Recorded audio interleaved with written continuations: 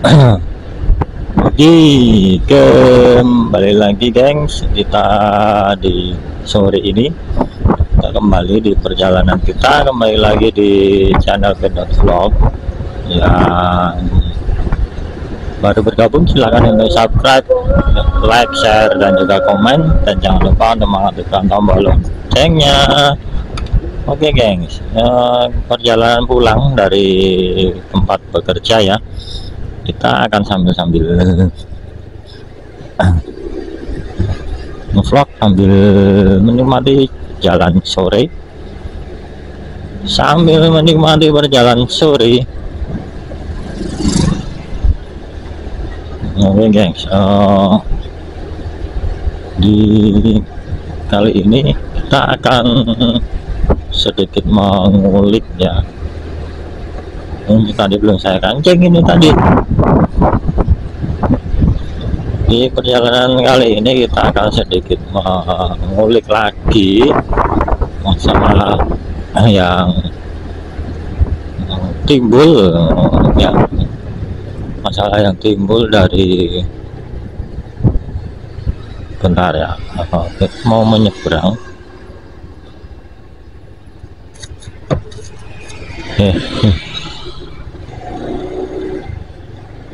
Kita menyeberang dulu nih.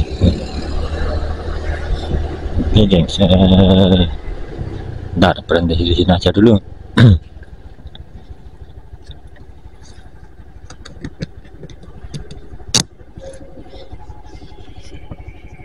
Oke ya, di perjalanan sore kali ini sambil kita menikmati sore hari, kita akan sedikit membahas kembali masalah yang sering kita hadapi, yaitu para YouTuber pemula. Kita ini YouTuber pemula sering kali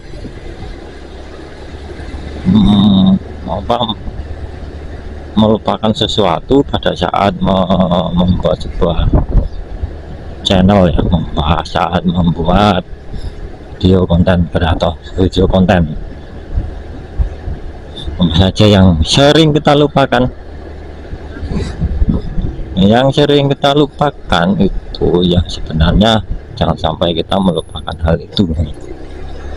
Kita tuh banyakkan konten kreator itu kalau sudah lama membuat sebuah konten dan channelnya tidak berkembang, kebanyakan kita itu terus malas ya, terus kebanyakan itu yang menyebabkan konten pemula channelnya tidak mengalami perkembangan. Itu biasanya seperti itu yang terjadi. Biasanya kita terus malas. Bentar ya.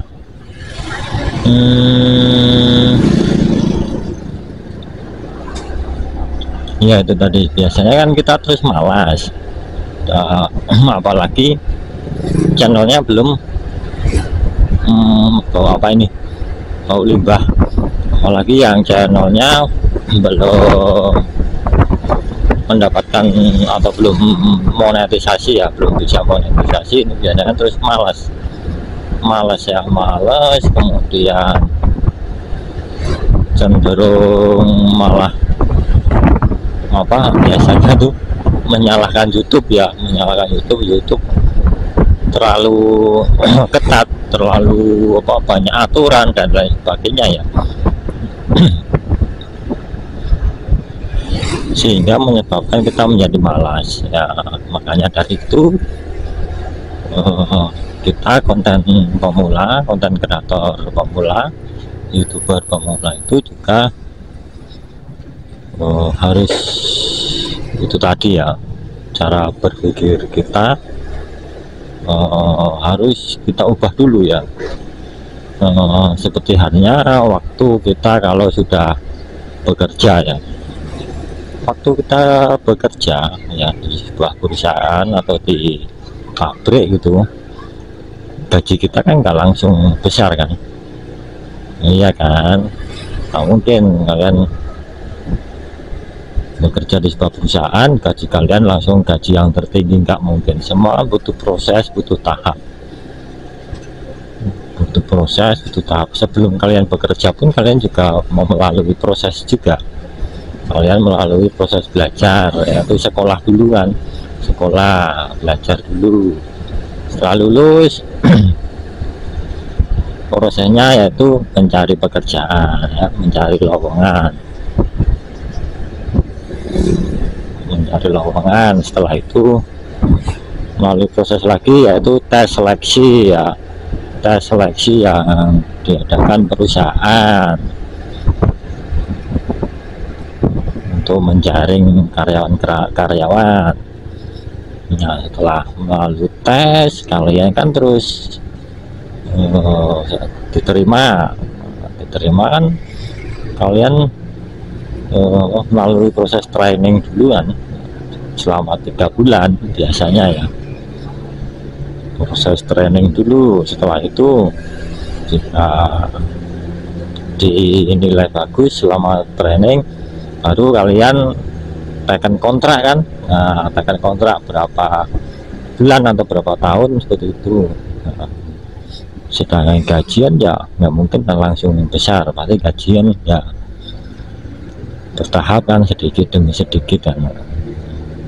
Nah, prosesnya pun sama seperti itu. Proses untuk menjadi seorang YouTuber yang berhasil, ya sukses, ya prosesnya sama seperti saat kalian mencari sebuah pekerjaan. Nggak beda jauh ya dari itu semua, juga nggak beda jauh. Hanya saja kalau di YouTube kan di dunia maya, sedangkan kalau di mencari pekerjaan di pabrik atau perusahaan di dunia nyata, ya pekerjaan cuma itu. Tapi pada dasarnya prosesnya pun juga sama, nggak jauh berbeda, semua butuh proses. Dan makanya bagi teman-teman, silakan nikmatilah, ya, nikmati proses ini, proses dimana kalian untuk mencapai cita-cita kalian. Ini kalian nikmati dulu, karena ada pepatah bilang bersakit-sakit dahulu, bersenang-senang kemudian. Ya, proses inilah yang namanya bersakit-sakit dahulu. Dalam proses ini nanti kita akan mendapatkan banyak pengalaman dan juga mendapatkan banyak ilmu, banyak proses.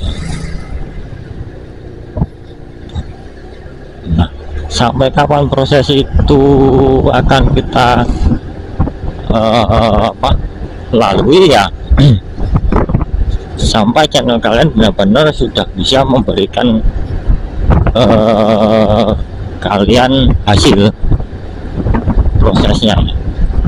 Meskipun nanti channel kalian sudah memberikan hasil, ya, kalian tetap harus terus menggenjot, terus berusaha untuk terus memperbaiki diri, memperbaiki, meningkatkan, ya, kualitas. Jangan sampai setelah nanti channel kalian mendapat sudah bisa memberikan hasil untuk kalian, ya terus kalian nyantai-nyantai, ya nggak bisa seperti itu, nggak bisa. Nanti kalian kembali lagi ke awal nanti. Untuk bisa mencapai seorang konten kreator yang sukses, yang berhasil, channelnya menjadi channel yang besar, ya terus kalian terus berusaha, terus meningkatkan isi dari kualitas dari konten kalian. Nggak bisa kalian enak-enak, nggak bisa kalian leha-leha, nggak bisa. Harus melalui proses. Apalagi yang sudah monet pun kalian nggak bisa leha-leha, kalian harus terus meningkatkan kualitas, nggak bisa seperti itu.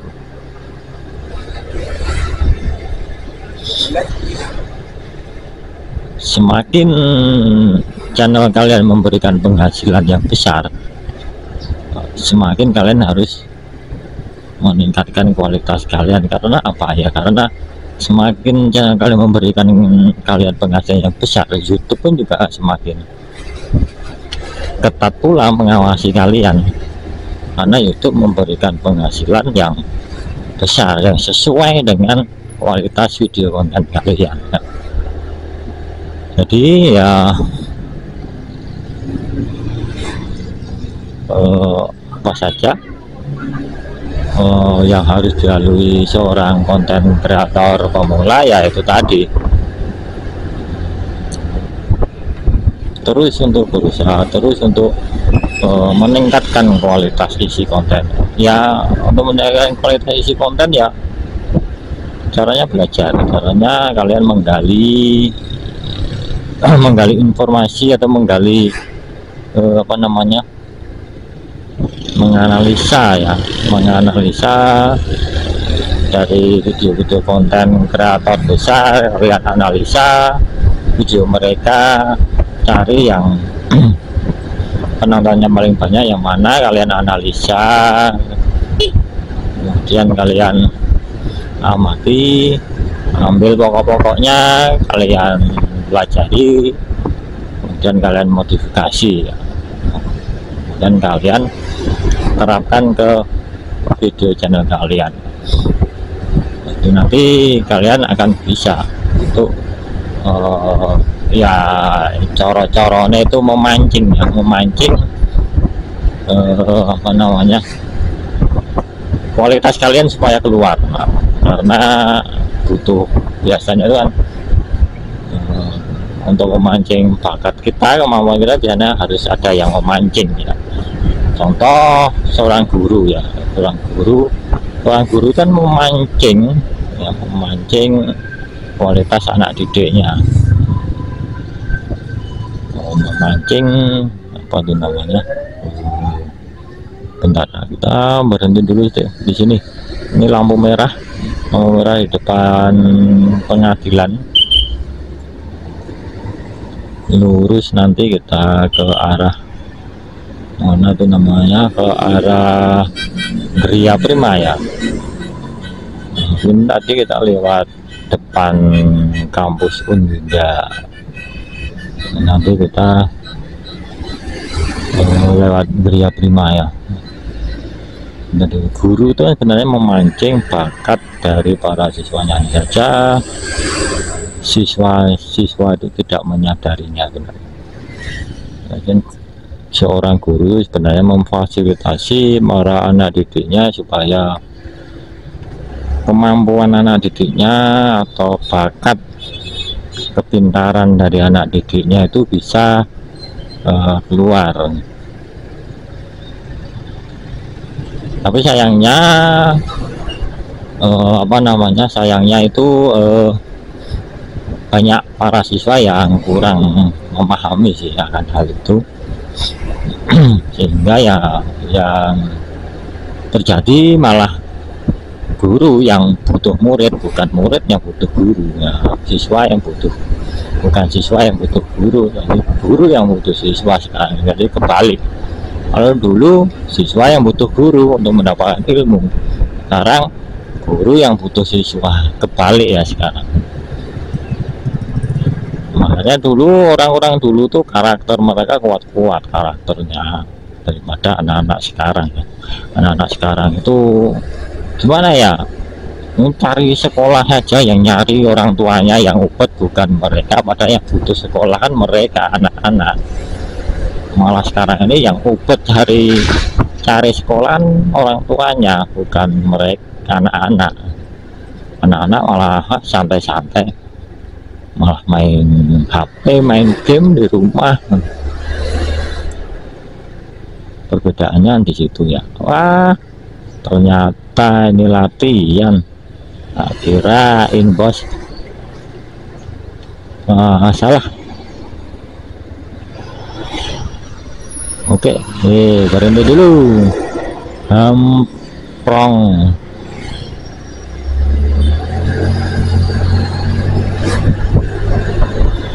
Ya itu tadi Jadi ya itu gambaran saja ya, gambaran sekarang ini ya, gambaran dunia pendidikan sekarang ini, gambar dunia pendidikan sekarang seperti itu ya. Jadi ya nggak usah heran ya, kalian bisa melihatnya lah di sekitar kalian. Yang ubet nyari sekolah siapa? Orang tua. Yang sekolah santai-santai saja. Ya itulah sudah wolak-waliknya zaman ya. Berbeda dengan dulu, di zaman saya, mungkin zaman apa sebelum saya sampai ke zaman saya itu cari sekolah sendiri ya. Saya dulu cari sekolah pun cari sekolah sendiri. SMP sama teman-teman ngontel naik sepeda cari sekolah SMP. Dulu waktu cari sekolah SMA pun ya sama teman-teman naik bis kota cari sekolah sendiri. Orang tua cukup memberikan biaya, kita yang mencari sekolah. Sekarang orang tua sudah mencari biaya, mencarikan sekolah, sedangkan ya sekolah leha-leha saja, main HP, main sama temannya. Ya itulah sekarang ini perbedaan zaman sekarang dengan zaman dulu. Makanya kualitas mentalnya kan bagus-bagus anak-anak di zaman dulu kan, mentalnya. Anak-anak zaman sekarang mentalnya ya seperti itu. Kerja kalau gajinya nggak besar nggak mau. Kalau anak-anak zaman dulu kan gajinya masih kecil ya, yang penting dapat kerja dulu, dapat pengalaman kerja dulu. Ya itulah ya, kurang lebihnya gambarannya seperti itu ya. Di dunia YouTube pun juga sama hal macam itu. Kita pemula pun cara berpikirnya pun ya hampir mirip dengan anak-anak zaman sekarang. Ininya langsung berhasil, penghasilan besar. Makanya banyak channel yang nggak bisa berkembang, yang tahu-tahu hilang tanpa ada stop dan kabar ya, karena itu tadi. Tapi ya gimana lagi ya bos, perubahan zaman ya seperti ini. Dunia pendidikan dari pihak pemerintah, kementerian pun juga kebijakannya pun juga kebijakan yang bukannya membuat anak-anak sekolah itu mempunyai karakter dan mental yang bagus, tapi malah memanjakan mereka, sehingga mereka malah jadi kayak males-malesan seperti itu. Berbeda dengan anak-anak di zaman dulu,